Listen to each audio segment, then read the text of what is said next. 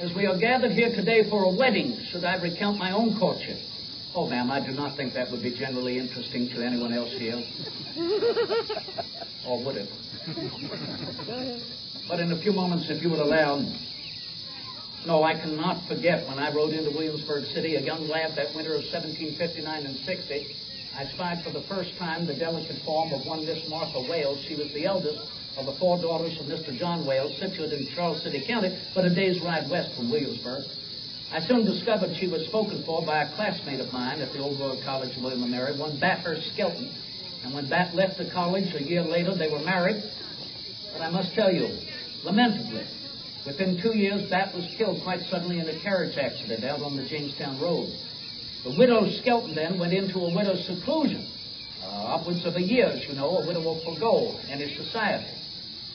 And I will not forget, near the end of that year, I was riding down the Duke of Gloucester Street when I heard in the distance the most melodious sound of a spinet coming out of a parlor window. My horse recognized the melody. He spoke up his ears, took me swiftly in that direction. As we arrived, I dismounted, went up onto the porch, gazed through the window, and there was the delicate form of the widow Skelton seated at the spinet. Well, I knew then she must be coming out of her seclusion. So I made a rap upon the door. The servant girl attended, and I inquired of her whether the widow Skelton would enjoy Mr. Jefferson to accompany her on his violin. Indeed, the servant girl went in and returned to the affirmative. She would be delighted, sir, so I quickly ran to my horse satchel, and I snatched my kit. Sir, do you know what a kit is? Doesn't it? A miniature violin. Only about this long, half the size in its width. It's what the music masters carry about in their pockets when they go about to teach music and dance. And it is what every gentleman should recognize as its greatest virtue, its portability. You can carry it about so it's ever ready for those immediate moments of romance. I brought in my kit. The widow Skelton and myself began an hour's musicale. It was certain at our journey that she had accepted my courtship. And so it was that we engaged a courtship in Williamsburg there for near 2 years. But not before, madam, as I remember, I was taking my leave, and the same servant girl came up to me and said, Mr. Jefferson, you might be interested to know, during your musicale, I observed 2 gentlemen at a distance riding in this direction. You had desisted in your accompaniment on the kit. The widow proceeded in a solo.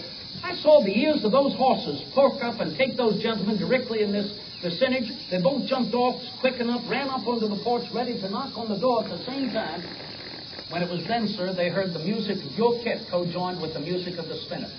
And I saw the one look to the other in great distress and somewhat anger as he lowered his hand and said, we're too late. Jefferson's gotten here before.